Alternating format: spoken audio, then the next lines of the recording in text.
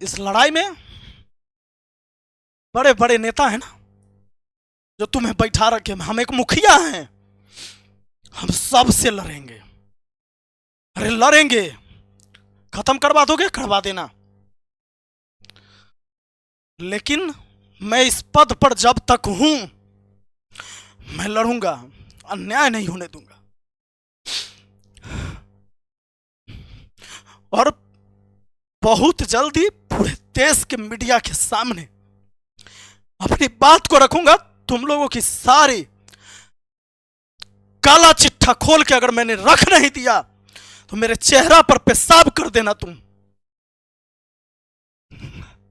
सबके सबूत है मेरे पास, कोई नहीं बचेगा। जय हिंद साथियों, कैसे हैं आप लोग? उम्मीद करते हैं कि बढ़िया होंगे। और अब हमारे एपिसोड में जुड़ चुके हैं हमारे वैशाली के डीएम यशपाल मीणा।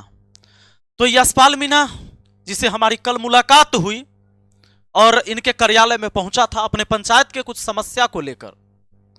इन्होंने मेरा आवेदन तो लिया नहीं और मैंने सोचा कि इनका व्हाट्सएप नंबर मेरे पास है ही, बहुत सारी बातें अंदर हुई थी जो कि दुनिया नहीं जानी।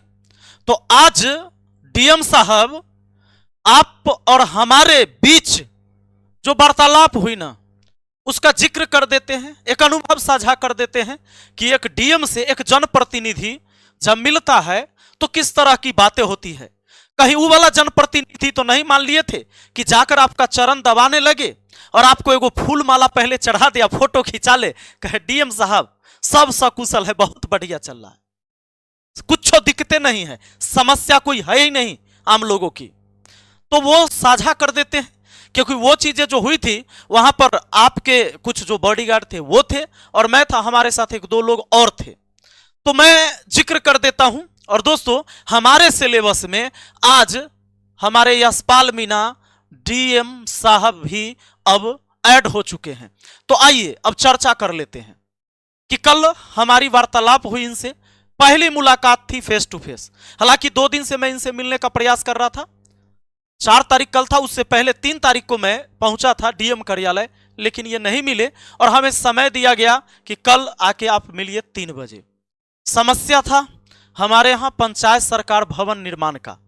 पंचायत सरकार भवन निर्माण के लिए सरकारी जमीन है जहां पर कुछ लोगों ने अवैध कब्जा कर रखा है और उसकी टेंडर होती है, वहां पर एजेंसी जाती है और पंचायत सरकार भवन बनाने का काम शुरू करती है। प्रशासन जाती है, जिला पुलिस जाती है, सीओ और एसडीओ पहुंचते हैं, जमीन को खाली भी करवाया जाता है।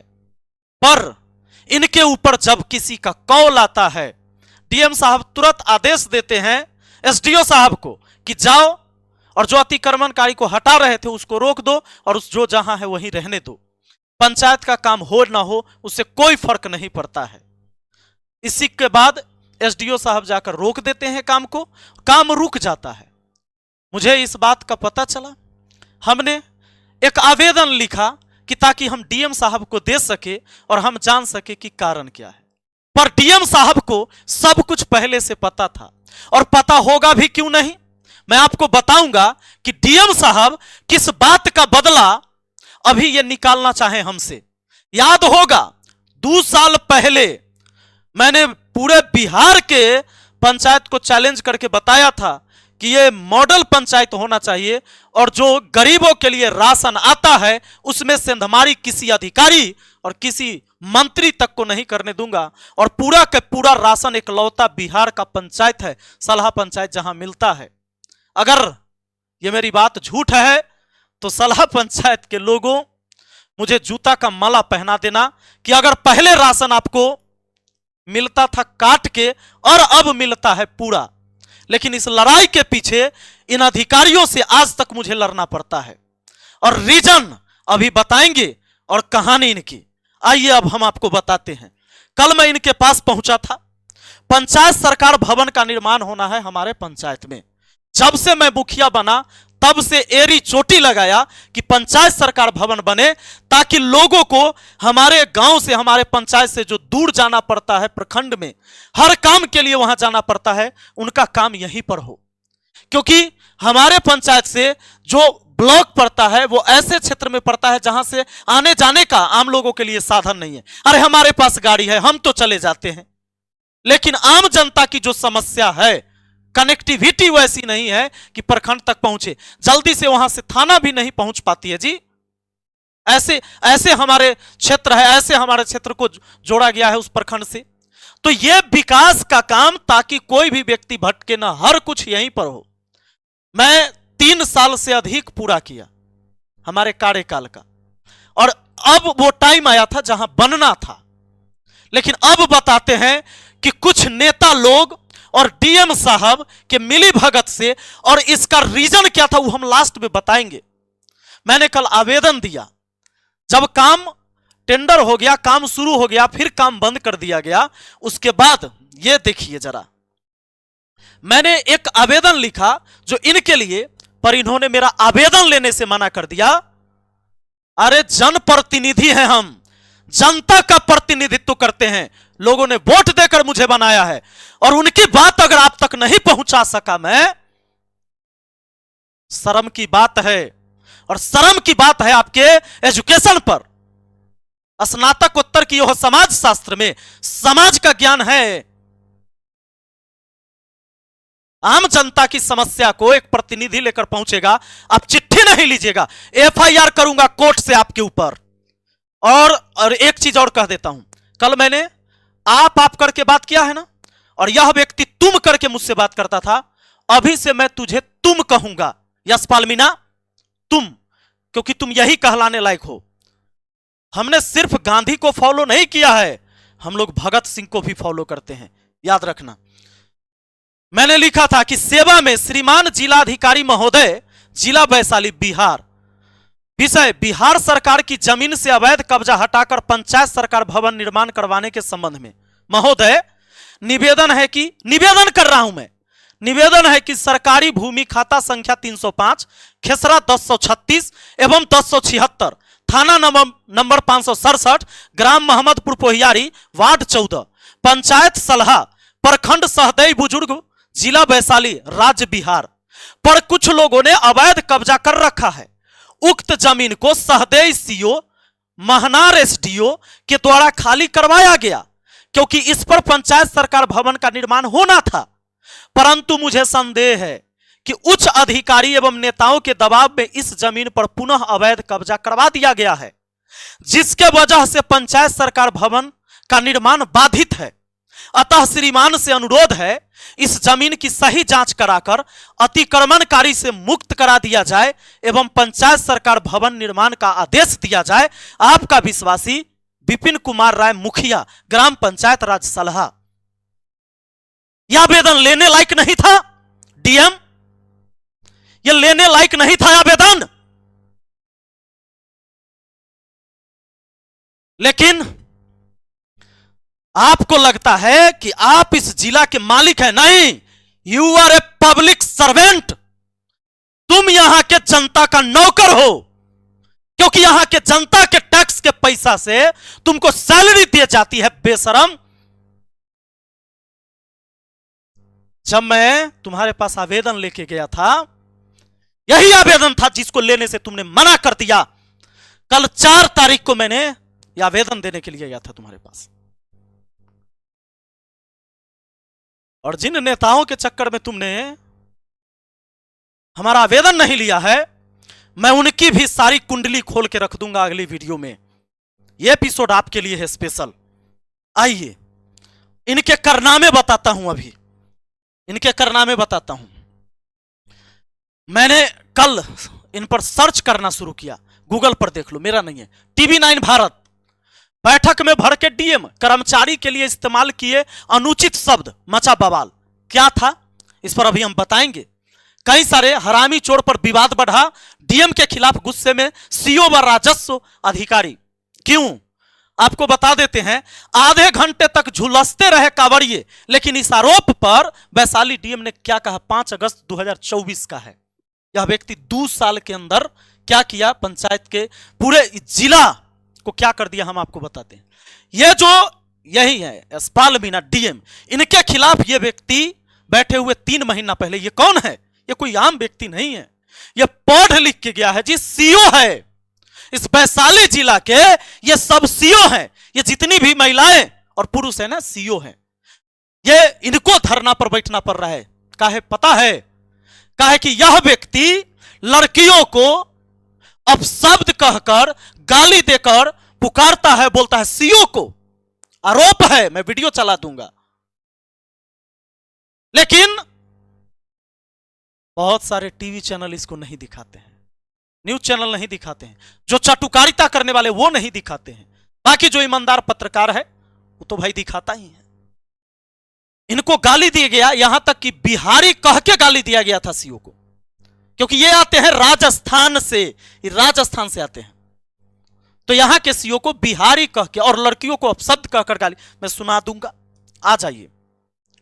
डीएम, ये देखिए एबीपी न्यूज पर चला था, डीएम यशपाल मीणा कहते हैं गाली गलौज, विरोध में धरने पर कर्मचारी। जिसको ब्लॉक संभालना चाहिए था वो इनके आगे धरना देकर बैठी है। यहीं आधे घंटे तक झुलसते रहे कांवड़िए, लेकिन इस आरोप पर वैशाली डीएम ने क्या कहा मैं बता देता हूं। अभी 5 महीना पहले कांवड़िया सबका यात्रा निकल रहा था, हाजीपुर की घटना है। बिजली का तार कई महीनों से लटका हुआ था। वहां के ग्रामीण ने बताया मुझे कि वहां के लोगों ने कई बार आवेदन दे देकर बिजली विभाग में थक गया था कि भाई उस तार को सही से सेट किया जाए पोल के ऊपर, लेकिन विभाग में बैठे चोर और भ्रष्टाचारियों ने कोई सुध नहीं लिया और जुलूस के टाइम में करंट लगा और 8 कांवड़ियों की मौत हो गई। पर नेताओं ने इनकी छुट्टी नहीं करवाया यहां से, क्योंकि इनके जो आका बैठे हुए हैं उनका पोल अगली वीडियो में खोलूंगा कि किसके वजह से ये लोग यहां पर बैठे हुए हैं और पूरे वैशाली जिला को बर्बाद करने में लगा हुआ है। यह पटना है, एयर पोल्यूशन देखिए, पटना का भी ठीक है, लेकिन हाजीपुर का देखिए। पर हाजीपुर ऐसा जगह है जहां चारों तरफ गांव है, खुला एक शहर है, वहां पर एयर पोल्यूशन ऐसा है।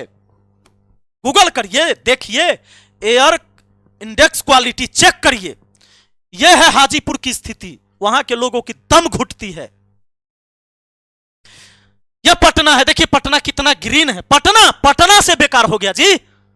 कहे कि ऐसे ऐसे डीएम बैठा रहेगा जहां पर एक जनप्रतिनिधि का अगर कंप्लेन नहीं सुनेगा, आम जनता का समस्या क्या सुनेगा?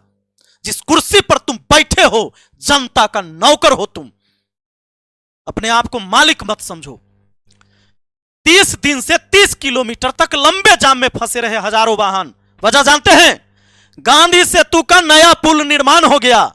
नितिन गडकरी जी को हम लोग प्रणाम करते हैं, लेकिन इस देश के व्यवस्था संभालने वाले और बिहार के व्यवस्था संभालने वाले को, और जो यहां के बड़े बड़े मंत्री नेता विधायक हैं, अगर इस पर चर्चा करते कि जब पुल दोनों तरफ से चालू है तो ये लगातार रात दिन जाम में क्यों रहता है गाड़ी फंसा हुआ? जानते हैं इसका एक रीजन है, वैशाली जिला और इधर पटना जिला, इस पर है ये गांधी सेतु पुल, दोनों लेन चालू है फिर भी रहता है जाम। ये मेरा नहीं है, इसका रीजन है खाली वसूली होता है। गाड़ी को रोककर, ट्रक को रोक रोक कर वसूली के चक्कर में ये पूरा जाम लगता है और इन्होंने पूरे वैशाली को बर्बाद किया है। और इतना ही नहीं, पूरे उत्तरी बिहार और दक्षिणी बिहार के इधर उधर करने वाले लोग परेशान हैं। आप जब जाएंगे ना, पूरा पुल गुजर जाएंगे, 3 घंटा 4 घंटा में आपको लगेगा 5 से 6 किलोमीटर दूरी तय करने में। आपको पता नहीं चलेगा जाम काहे था, काहे कि वो आपको बुझाए भी नहीं करेगा। आइए आपको दिखाते हैं यह व्यक्ति मुझसे कौन सा बदला निकाल रहा है, सुनिएगा। 2 साल पहले ही ये आए थे यशपाल मीणा, और ये 2 साल पहले की वीडियो है हमारा। देखिए राशन देने में डीलर कैसे छटपटा रहा है, पूरा अनाज देना होगा। यह मैंने एक मुहिम चलाया था और उस पंचायत में आज पूरा राशन मिलता है। अब लोगों को आदत है, मैं कल नहीं रहूंगा मुखिया, मैं हमेशा के लिए नहीं हूं। कोई कुर्सी मेरे लिए हमेशा के लिए नहीं हो सकता है। यह जनता द्वारा चुना जाता है, जनता नहीं चुनेगी, मैं नहीं हूंगा। पर जब ये लड़ाई लड़ा वहां के लोगों को, जो गरीब लोग हैं, इनको राशन लेना था। और जो बड़े बड़े लोग थे जो बुलेट लेके आते थे और सीधे राशन के बोराई से उठाकर चल जाते थे और हक मारा जाता था उनका, और उस नाम पर 30 किलो के बदले 20 किलो राशन दिया जाता था, 25 किलो के बदले 15 किलो राशन दिया जाता था। उस पर रोक लगाया और इन सब की कमीशन बंद हो गई। और इस कमीशन को बंद होते ये लोग तब से मुझे देखना नहीं चाहते हैं। हमारे पंचायत के अंदर एक भी काम होना चाहेगा तो ये होने नहीं देते हैं। सिर्फ इनकी बात नहीं है, नीचे से ऊपर तक के अधिकारी की बात है। और ऐसे लोगों के पास जब हिस्सा नहीं पहुंचता है तो हमारा बात सुनने से इनकार किया जाता है। मैंने बहुत बर्दाश्त किया है। और मैंने कुछ दिन पहले घोषणा किया था, आप लोग को याद होगा, कि आगे मैं राजनीति से संन्यास ले रहा हूं, मुझे चुनाव नहीं लड़ना है। यही लोगों के वजह से, परेशानी से, क्योंकि ये काम नहीं होने देते हैं ये लोग। इनको हर चीज में कमीशन चाहिए, आवास में कमीशन चाहिए, शौचालय में कमीशन चाहिए, इनको सड़क का कोई काम होगा तो कमीशन चाहिए, इनको राशन में कमीशन चाहिए। और कहेंगे कि अगर कोई मुझसे पूछेगा कि इसका सबूत दो, मैं पूछता हूं अपने दिल पर हाथ रखो, कोई भी पत्रकार हो, आम जनता हो, आप कमीशन देते हो कि नहीं देते हो? और बिना कमीशन का कौन सा काम होता है? अरे क्या कर लोगे मेरा? तुम सभी अधिकारी और नेताओं का पोल खोल दूंगा मैं, हत्या करवा दोगे ना? करवा देना। मरना तो मुझे एक दिन है, पर मरकर भी मैं जिंदा हो जाऊंगा। लोग याद करेंगे, बेशर्मो, बेच दिया तुमने, इस जिला को बेच दिया।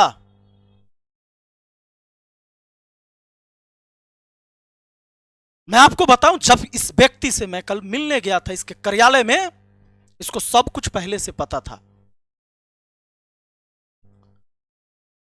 जब आप वहां जाते हैं एक चिरकुट लिखाता है, चिरकुट, पहले एक पर्चा लिखाता है कि कौन व्यक्ति मिलने आए हैं, किस लिए। तो उसमें नाम लिखा मैंने, विपिन कुमार राय, मुखिया, सलाह पंचायत। चिरकुट जाता है अंदर, उसके बाद बुलाया जाता है, गार्ड भेजता है अंदर।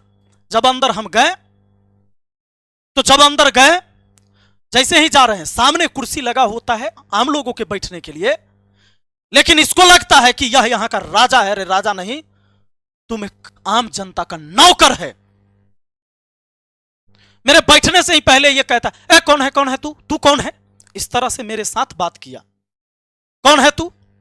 मैंने बोला कि सर, चूंकि मुझे काम था, मैं चाहता था कि प्यार से काम हो जाए। अगर दो बात इसने मुझे गलत भी कह देगा तो मैं सुन लूं, क्योंकि मुझे काम चाहिए। तो जब मैं बताया इसको कि भाई मैं मुखिया हूं सर, सलाह पंचायत का, हाँ क्या बात है? मैंने बोला कि सर, पंचायत सरकार भवन के निर्माण के संबंध में बात करनी है। तो यह व्यक्ति कहता है कि हाँ हाँ हाँ, क्या क्या क्या बात करना है? बोले सर वहां पर, अरे कहां तुम ऐसा जमीन देते हो जहां लोग विरोध कर देते हैं? लोग काहे विरोध कर रहे हैं? तो जैसे ही मैंने कहा कि सर, कोई भी व्यक्ति अगर जमीन कब्जा कर रखा है तो उसको आप हटाइएगा, कहिएगा तो विरोध करेगा। यह व्यक्ति कहता है तो इसको निकालो, बाहर निकालो इसको। लेकिन मैं सैल्यूट करता हूं जवानों को। यह डीएम उस कार्यालय में, अपने कार्यालय में अपने बॉडीगार्ड और वहां खड़े पुलिस को यह कहते रहा कि इसको निकालो। 3 बार आदेश दिया, लेकिन किसी ने मुझे हाथ तक नहीं लगाया, क्योंकि वो भी बिहार का नौजवान था और वो मुझे जानता है कि ये विपिन सर आए हैं, ये अपनी समस्या नहीं, आम जनता की समस्या के लिए लड़ने आए हैं।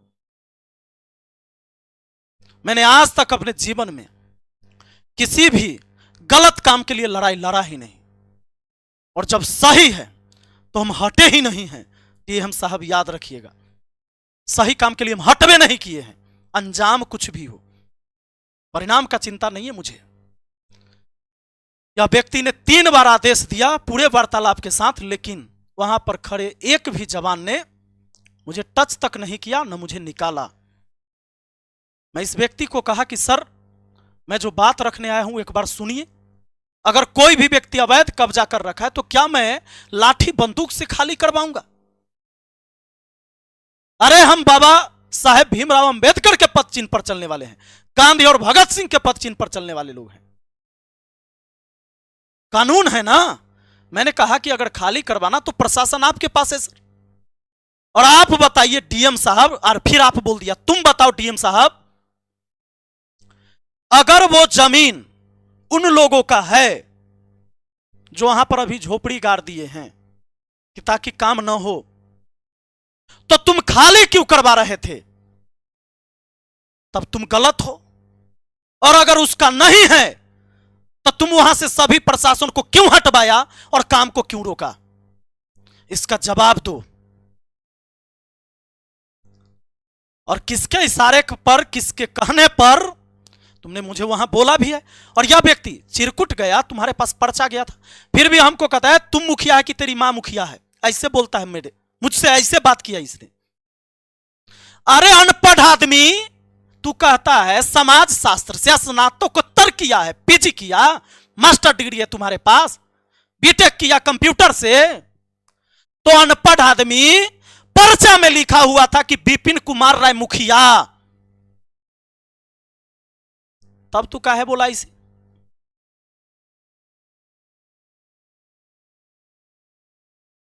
यह व्यक्ति पूरे जिला को बर्बाद करने पर लगा है।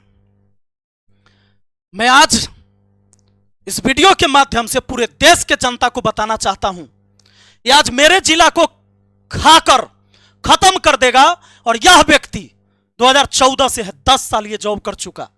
आने वाला टाइम में ये जहां भी जाएगा उस जिला को बर्बाद कर देगा। आप लोग ईश्वर से प्रार्थना करिएगा और अपने सांसद मंत्री से कहिएगा कि अगर यह व्यक्ति हमारे जिला में आ जाए तो इसको ट्रांसफर कहीं और करवा देना। क्योंकि आज मैं अकेला लड़ रहा हूं इन लोगों के खिलाफ। इस पूरे बिहार के जनता से हम पूछना चाहते हैं कि आपको जो सरकार द्वारा राशन मिलता है वो आप ही के टैक्स के पैसा से है, क्या पूरा मिलता है? अरे डीलर भी परेशान है जी, हम टाइट करते हैं डीलर को ये लोग भी टाइट करता है। डीलर भी अपने लिए लड़ाई लड़ रहा है, उसको भी पूरा राशन अब ये लोग नहीं देता है। अगर इसको कमीशन नहीं देगा तो उसको समय से राशन नहीं देगा।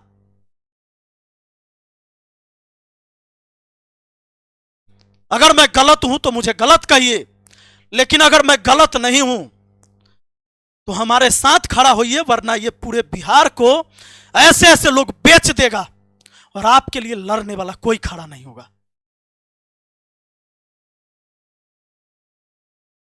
मैं एक मुखिया होते हुए मुझे पता है इन लोगों के वजह से यह आवास योजना पर काम करने का इसको पता है कि अनुभव है।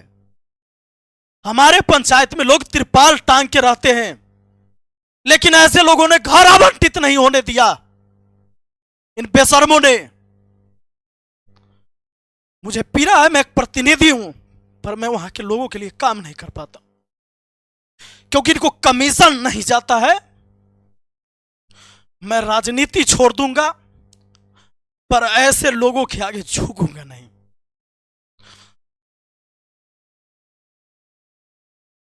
तुम जिस कुर्सी पर बैठे हो बेशरम,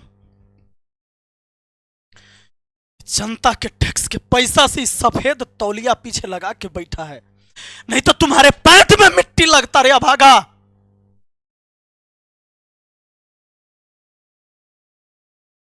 और देखते हैं